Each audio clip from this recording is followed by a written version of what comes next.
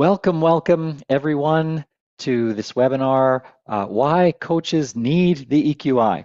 I had to chuckle at myself because this topic was kind of given to me by our business development manager, Eric, who thought we really need a webinar on why coaches need the EQI. And I thought, well, do coaches really need the EQI? Or is it more like a love affair?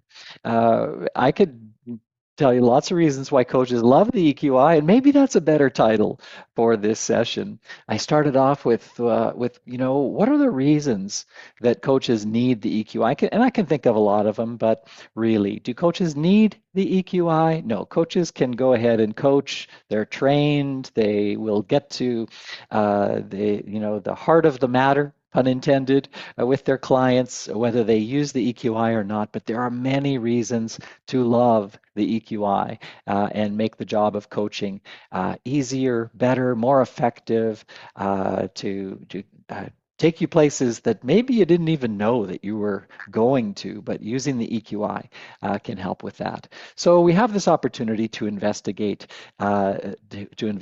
this, and I thought it would be fun. Didn't know how many people we were going to have on the call, and I thought we would give this a try. So the tools that are out there, you mentioned some of them.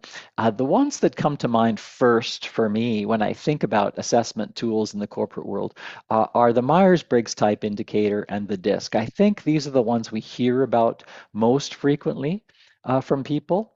And so, all right, there are those. We occasionally hear about the Hogan, and certainly there's insights. Insights I think of fondly because insights allowed me to leave my position of full-time employment almost 30 years ago, and I was hired as the first business development manager for Insights Vancouver, working with a wonderful woman named Joyce Gwilliam, and that job allowed me to leave my position with the Open Learning Agency, and I was working for Insights while I was working on setting up the emotional intelligence training company, and so Insights is probably one of the tools that I think is extremely useful for developing self-awareness. Then there's the Strengths Finder. We hear about that one a lot. People talk about personality dimensions. They talk about the Big Five. And then the big five personality traits. There's Kolbe, there's the Herman brain dominance, there's probably the oldest one, apparently it is ancient, is the Enneagram, and there are others. And what you probably know is that many of these can be traced back to the time of Hippocrates, when he used to categorize people based on various criteria. Some of his criteria are kind of humorous names like choleric and phlegmatic, but what that was all about understanding preferences and tendencies, which is a great start to gaining self-awareness. And we're going to sort of compare and contrast some of the differences between the EQI and these other tools that are out there in the corporate world. So I kept thinking, why do coaches need the EQI? And then I did another presentation on the ICF, relating EQ to the ICF core competencies, and I was thinking, there are some ICF. The ICF is the International Coaching Federation. For those of you who are unfamiliar with the initials ICF, and ICF has their core competencies, some of which are, and these are the foundational core competencies, demonstrates ethical practice. So if you want someone to demonstrate ethical practice, what would they need? Well, one of the things would be to demonstrate personal integrity and honesty in interactions with clients, sponsors, and relevant stakeholders. How do you train someone to be honest? And how do you, my whole life has been as a trainer first, and then as a coach. I was educated as a secondary school teacher first, and became interested in how people learn in the workplace. And I just find that that's the way my brain works. I see something that looks like a competency, and I wonder, what is that competency made up of? What are the discrete building blocks that go into demonstrating personal integrity, for example? And so that's an interesting question. And so you can, again, you can do a deeper dive on each of these. But these are things that the ICF uh, recommends, holds as a standard for coaches to meet. And so I'm wondering, how do you train someone to do that? How do you train someone to be sensitive to clients' identity, to the environment, to experiences, values, and beliefs? And thinking, wow, these are some pretty discrete, fundamental, foundational human competencies that are required in order to demonstrate these ICF core competencies. Maintains the distinctions between coaching, consulting, psychotherapy, and other support professions. Well, in order there's some knowledge obviously and some information involved in that. However, it requires some impulse control to not sort of stay in your lane and to stay in your lane requires impulse control to not, enter into someone else's area of expertise, and so it's important that we are able to stay in our own lane and do what we have the professional background and training to be able to do. More core competencies from the ICF are things like embodying a coaching mindset. In the details are engages in ongoing learning and development as a coach. What would cause someone to engage in ongoing learning and development? A motivation, an inspiration, a desire to do that. Remaining aware of and open to the influence of biases, context and culture on self and others.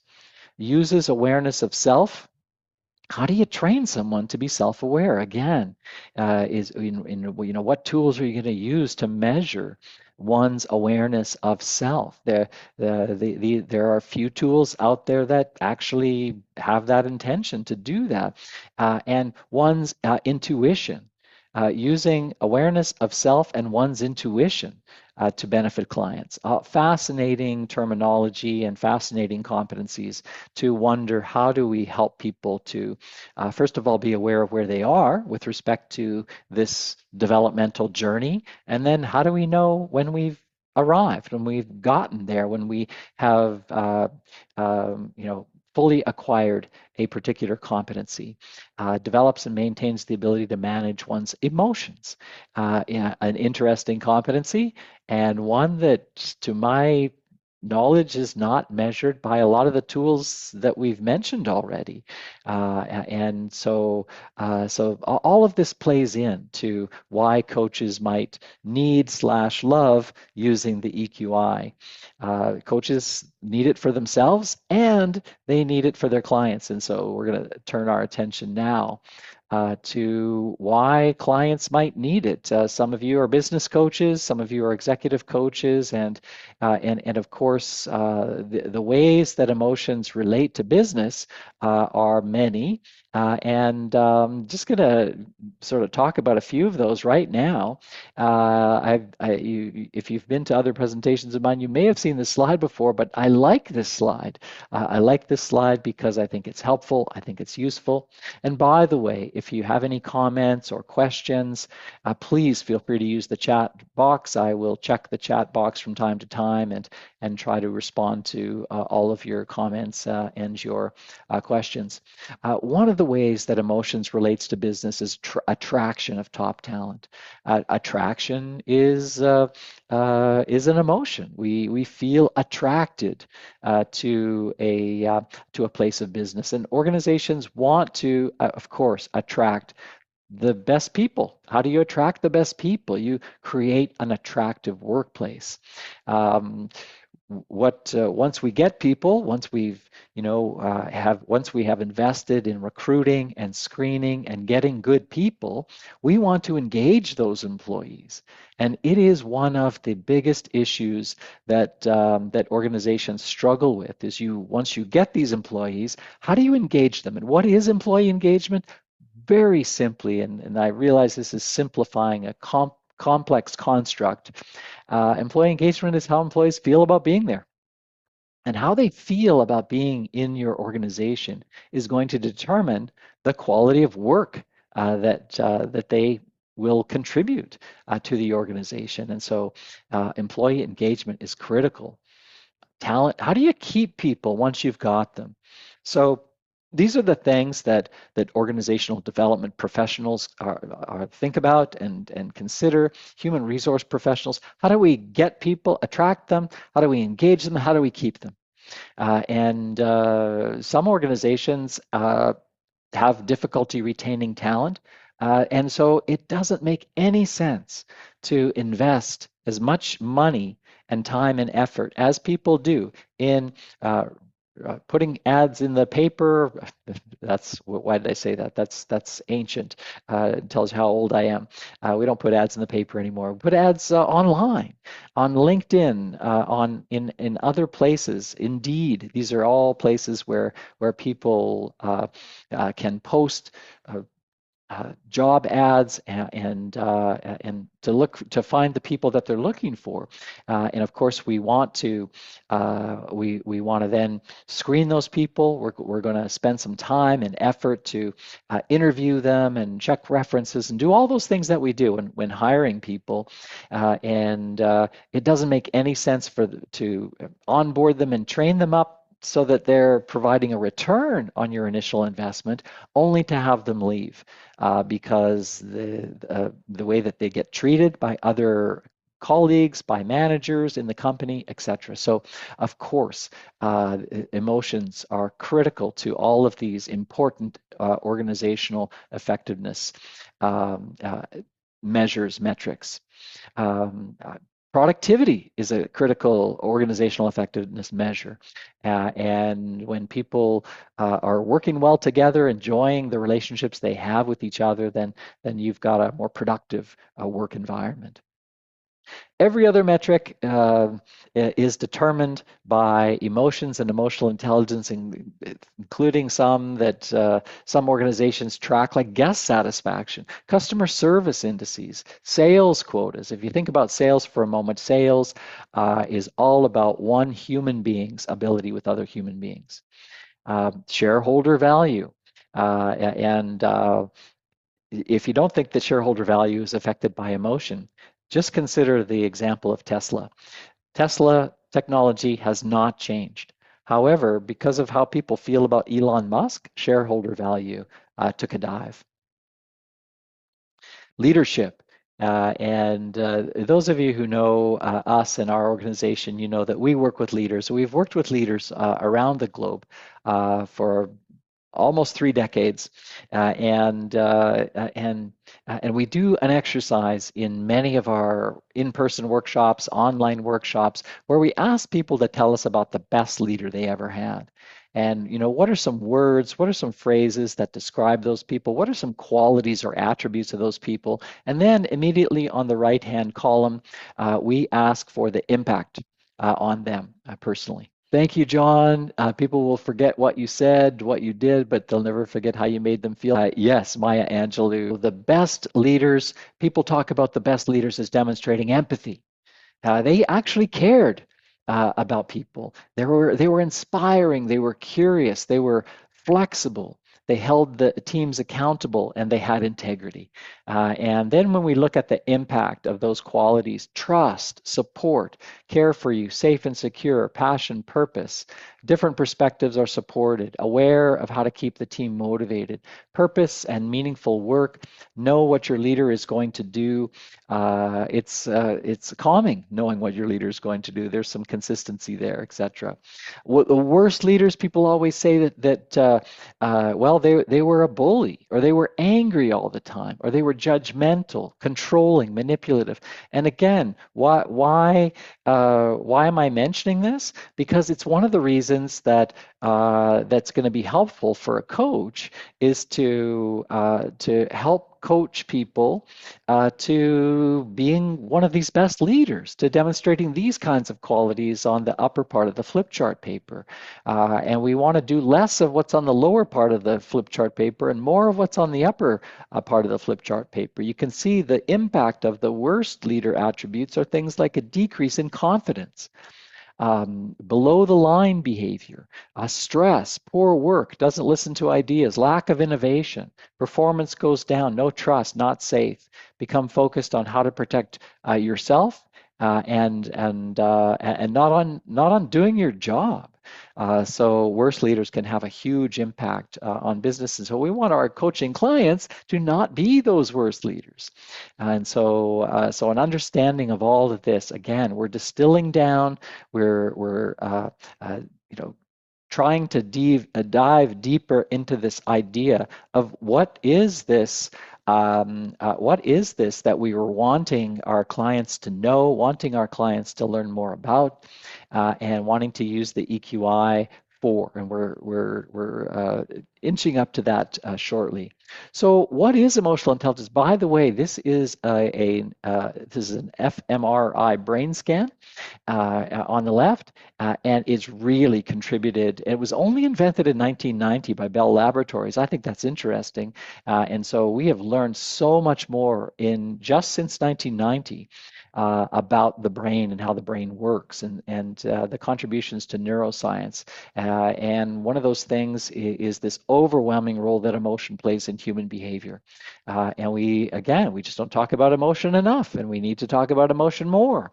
And we need to be intelligent about those emotions. And so what is emotional intelligence? Quite simply, it's being intelligent about emotions, knowing that we human beings, we swim in a sea of emotions. This is a little bit like fish talking about water, humans talking about emotions. And we just don't do it, and we don't teach our little kids about it. We don't teach lessons on it in primary school, high school. There are not these courses on our emotions, and there needs to be, and there will be in the future. It's how our brains work. Every perception is filtered through an emotional lens. We don't not have emotions, and so that's all of that is fascinating. So it's the understanding that we all experience life through our emotions. There's no other way to experience life except through our emotions. And so we interpret perceptions and we have an emotional response to those perceptions. We're emotional creatures. We don't apply logic in an emotional vacuum. And we are never emotionless. And this comes from a famous study that was done at Duke University where they were using fMRI brain scans to try to determine whether nonverbal advanced ALS patients were experiencing pain and discomfort. And they thought, well, if we could know without them telling us, that would be very helpful information for us. And so one of the byproducts of that study was that we are never emotionless. When we are no longer able to experience emotion, a physician will write DNR on our chart.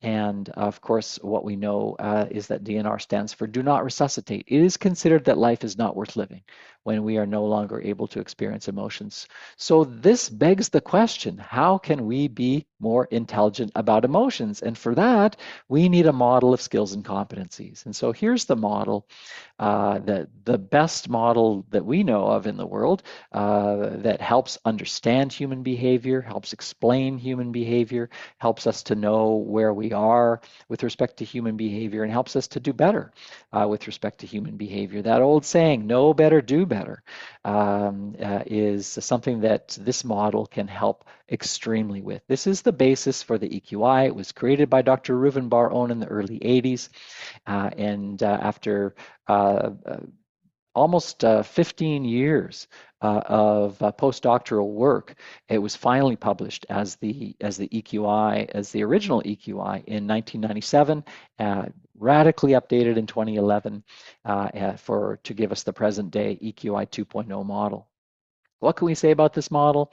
It's a set of skills and competencies that we learn throughout our lives. And I think that this is really a helpful way to think about it, that these are things that we learn in spite of ourselves, and we can think about these as human effectiveness skills. What makes a human being effective? Well, these skills here, they're all related to emotions, and and I like to say that those of you who have studied and researched in the area of intelligence and human development, you'll know about the work of Howard Gardner and his idea of multiple intelligences. And I like to say that with all due respect to the work of Howard Gardner and an apology to Howard Gardner, I say there's actually only one intelligence, and it happens to be emotional. And because we human beings are emotional creatures, all emotional intelligence skills, or we sometimes refer to them as EQ skills, whereas to be precise, EQ is a measure of your emotional intelligence skills. These can be further developed as needed for greater effectiveness. And the as needed part is critical. You need to understand the context that your coaching clients are in. What do they want to achieve? What do they want to do? They may not, if they want to, have the EQ skills to create a valuable company. Well, then that's much different than the EQ skills to lead a team effectively, demonstrating some of the best leader qualities and attributes that we discussed earlier. Coaching is without a doubt the best way to further develop EQ skills, to assess someone, find out where they are, learn more about where they're at. Then we can meet the learner where they are. And this is a critical and important part of education and development, is meeting the learner where they are. The EQI 2.0 and the EQ 360 from Multi-Health Systems out of Toronto are the world's leading valid, reliable assessments used by the world's leading organizations for leadership development since 1997. Which is when we started using the EQI. Was way back it was early 1998, so when we officially started. Reasons to love the EQI as a coach. Other things that we love about the EQI, you can see this young person playing with a developmental toy that's created to expand logical, creative thinking, teach colors, pathways, etc. The EQI is a developmental tool. It's not a static set of preferences and tendencies. Many of the tools that we looked at on the previous slide were about preferences and tendencies. And again, I'm not saying don't use these tools. These tools can contribute a lot to one's self-awareness, but they're not as great as a developmental tool because you learn about your preferences and your tendencies, and your preferences and tendencies may somehow differ from your actual competencies as a human being.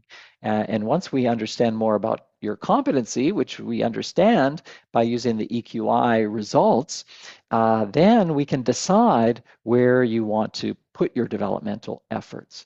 So with preferences and tendencies, as most personality type indicators suggest your preferences and tendencies. It's good to learn about them and know about them, but then what are you going to do? Are you going to change from one set of preferences to another? Probably not. So I think the relationship between many of the tools that we've talked about and the EQI is that those personality characteristics, again, preferences and tendencies, relatively static throughout one's life once one reaches adulthood, they may predispose you to being more competent at some things on the EQI because you've practiced them more, because it's a preference of yours or it's a tendency that you've learned through your socialization. So again, while those tools are excellent for developing self-awareness around certain things, the EQI is just so much better as a developmental tool, helping us to understand more about where one wants to focus their development efforts. Another reason to love the EQI as a coach is that this assessment focuses not on who you are, but how you're operating.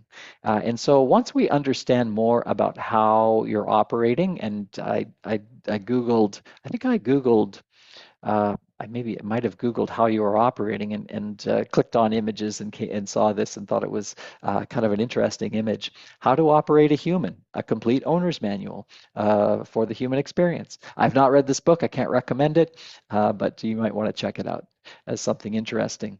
But again, this idea of head and heart, we talk a lot about head and heart, and certainly you know what we're referring to. We're referring to, on the one hand, the head, which is the intelligence, and the other hand, the heart, which are the emotions. And it really, we operate better when we combine those into being intelligent about emotions. So how this idea of how you are operating has something to do with this idea that we are on an evolutionary path. We are evolving away from a more autocratic authoritarian leadership style, which came from the military. So at the end of the Second World War, as organizations were starting up, where did they get their managers? From the ranks of officer in the military. And how did those officers manage people in the workplace? Like they did with managing soldiers on the battlefield. It was a much more authoritarian. Command and control, as we sometimes call it. And we're evolving away from that in the 21st century toward a more collaborative, participative, inclusive type of workplace. And for that to go well, we need to consider the emotions of people. People don't necessarily like an authoritarian workplace. People are leaving authoritarian workplaces and going to collaborative, inclusive workplaces where they feel like they belong. Look at another reason to love the EQI as a coach. When you're using the EQI, you've already asked people to respond to 133 different statements about them and give that information to you. And so when we're meeting with people, we're just taking a look at what they said about themselves, and what goes along with that is the permission to go to meaningful places sooner. So you will go beneath the surface with someone. We use the image of the iceberg frequently, and I saw this one. Haven't used this one before. It's an interesting one. But this idea that there's what's above the surface with us human beings, but what's really meaningful, what's really us, and what really tells us about our motivations and our desires and where we want to go and what we want to do is all beneath the surface. And getting to know what's beneath that surface is all in the area of our model of self-perception. So getting to know ourselves beneath the surface is a critical and important first step in our development. And so we go to that meaningful place with our coaching clients as a result of their results on the EQI, what they said about themselves in this area. And we kind of have permission to talk about those things. If you don't use the EQI, you will eventually talk about these things. But again, using the EQI, you can go deep fast, as we like to say. Go to meaningful places sooner in your coaching program. The EQI gives clients a really interesting focus to think about their emotional landscape. And when we ask people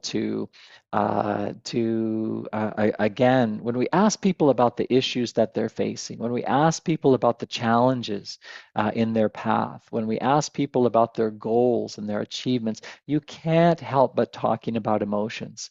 And when we use the EQI and learn more about the various areas of these emotional skills, for example, how you regard yourself.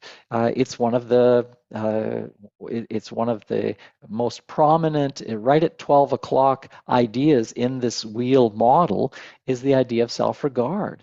So to think about how someone feels about themselves and feels about them as a confident and competent person who is supportive of their own goal achievement, this is helpful and important and useful for clients. And then to talk about emotional self-awareness.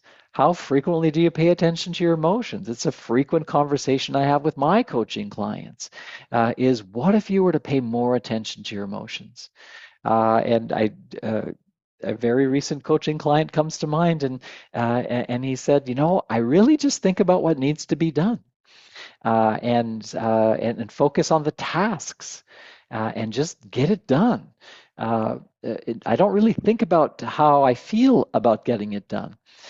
Interesting.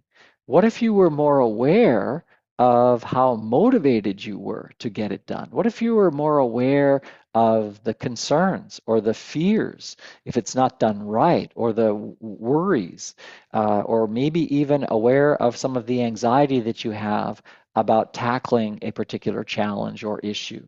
What if you were more aware of that? Think about how that information could actually help and inform your getting things done, as you say, helping people to who are again, we're all relatively new to this idea of being aware of our emotions and using emotions, again, because emotions have a bad reputation in society. Emotions are messy. Let's leave emotions out of it. Let's just clear the emotions away and look at the cold, hard logic. Well, as good as that might sound, it's not possible physiologically, because we always have emotional responses. And so how do we help people to gain some perspective on this emotional landscape? Well, we have a number of emotional skills that we want to talk about how they're using currently, whether they're overusing them, whether they're underusing them, whether they need to dial them up or dial them down. And we sometimes give people the mixing board metaphor.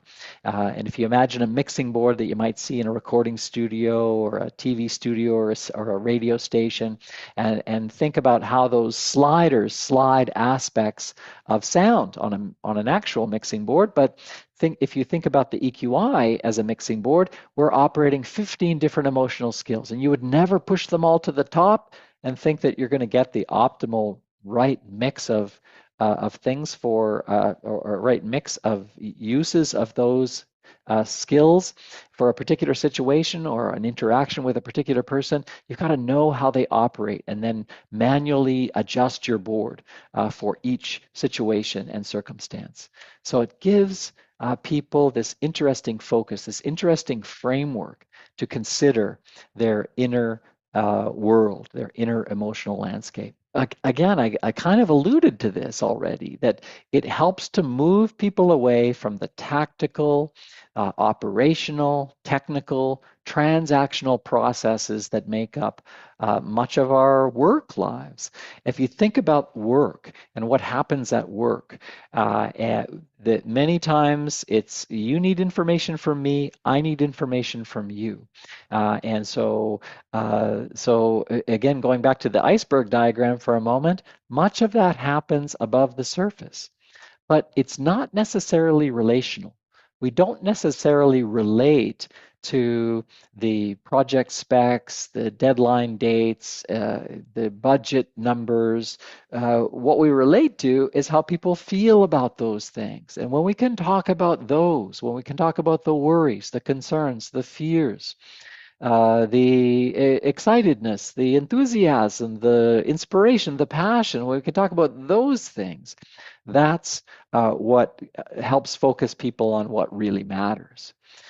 Because whether you get that report from me or not is not as important as if I can understand more about the report. What's in the report? How do you feel about it? How do you relate to it?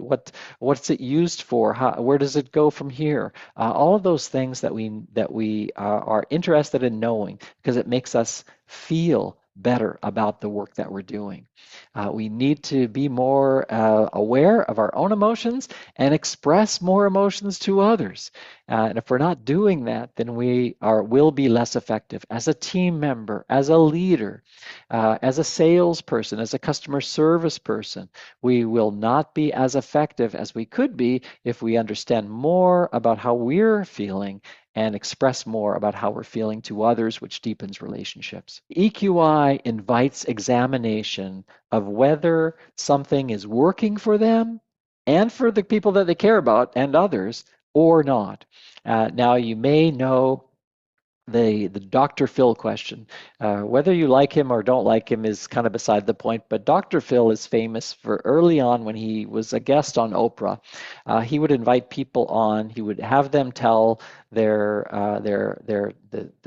story of their struggle and their challenges, and then he would say, "And how's that working for you?" And with his Texas drawl, and knowing that if people said that it was working for them, why delve deeper? Why would we go into this issue any further if it was working for you? And so this is an opportunity to say, how is this working for you?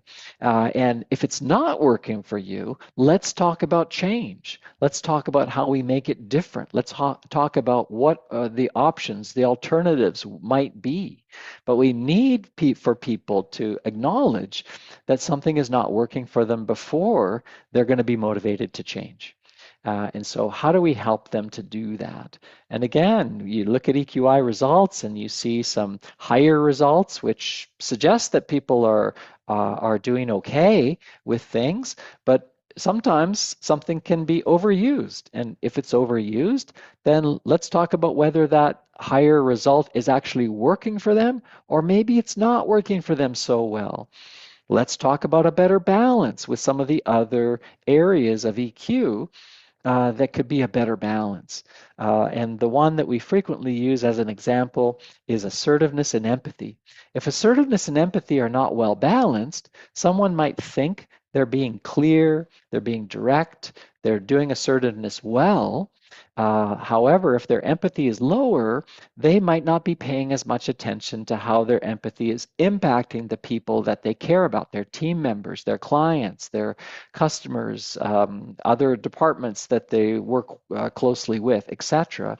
And so we need people to have the right balance. We want their EQ to be working for them effectively.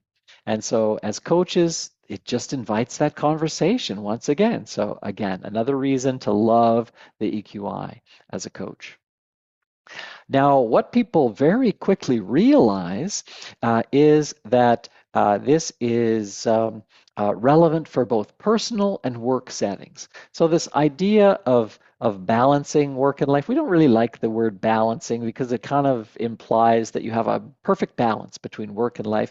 And we probably, it's probably not something to aspire to, but finding a way to integrate work and life is probably uh, a better something to shoot for, a better target.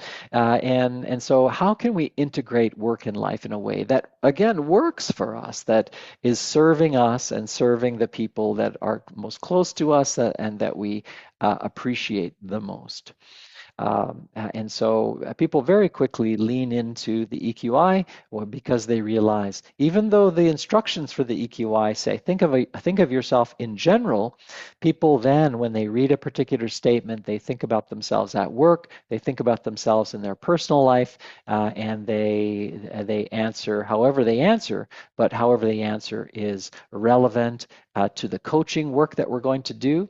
And we'll say, so okay, so you might be doing this at a fairly adequate level at work, but not so much in your personal life. So, is there something that you can take from your work life and move it over and maybe leverage that in your personal life? So, again, it really helps us to talk about the whole person, which is, of course, who we want to coach. We want to coach the whole person, not just their work persona or their work or their personal life persona, but the whole person. Mostly, and this is one of our biggest reasons to love the EQI as a coach, that it gets to the heart of what matters most to our clients. And there's an old saying, the matters of the heart are really what matters most to the heart. And the heart of the matter is what we really want to zero in and focus on. And again, this is about the coaching the whole client and talking about their dreams, their goals, their wishes, their values, their priorities, and incorporating that into every aspect of one's life in order to have a more effective approach to, again, to work and to life. And some of us coach people around work matters, and some of us coach people around personal matters. I don't really make a distinction. We kind of people come to us because of our history and our experience in executive coaching and workplace coaching, and so them as a team member, as a partner, as a collaborator, as a leader within the organization. But then, of course, we always end up talking about what's going on in their whole lives. And I say nothing is off the table for us to discuss as a coach. I remind people I'm not a therapist or a counselor. I know that some of you are, and then we go from there and talk about what people really want to bring to the coaching conversation as a result of, again, understanding more about their EQI. All right, so where to from here by way of wrapping up? Where might you to go? Well, certainly there's so much to learn about emotional intelligence. Great books coming out all the time, interesting articles, etc. Get certified. If you're not already certified, consider getting certified to use the EQI and the multi-rater instrument, the EQ360. Get your own EQ coach if you have not looked at your own EQ, certainly encourage doing that. Bring EQ training into your organization if your organization has not offered any EQ training. This is something, and I love it when organizations contact us and say, we did an employee survey, asked them what they wanted to learn, and emotional intelligence came out as the #1 thing. Fantastic. That's great. Let's go. Let's do this. And so if your organization has not done something like that, this is something that is highly encouraged.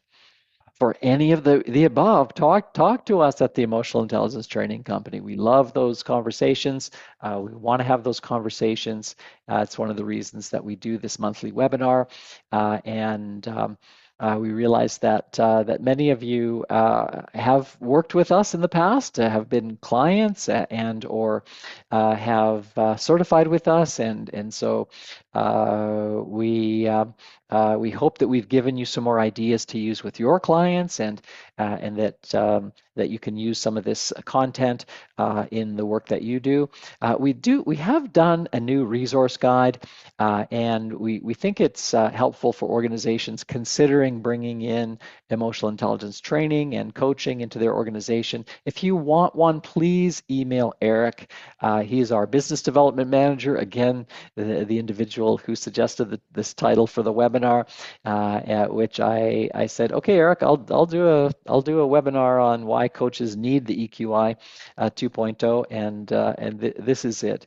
It's probably more of again, why coaches love the EQI, because again, provides this fantastic framework, this pathway, this it really orients us with our clients in a very interesting way, using this extremely comprehensive way of understanding human behavior. We can talk about with any client and their challenge. We can understand it through this lens or these lenses of emotional intelligence and these 15 emotional skills and competencies that we all use all the time. And throughout our day, there are just so many examples of where you can talk about all of these discrete skills and competencies right here. Thank you for being here, and thanks so much for taking some time out of your day to watch this. And I will open it up to questions now. And once again, join us for our monthly webinars. We'll happily send you information. Request our resource guide from Eric, and he'll send that out to you. Look forward to the next time our paths cross, and maybe see you next month. Take care, everyone.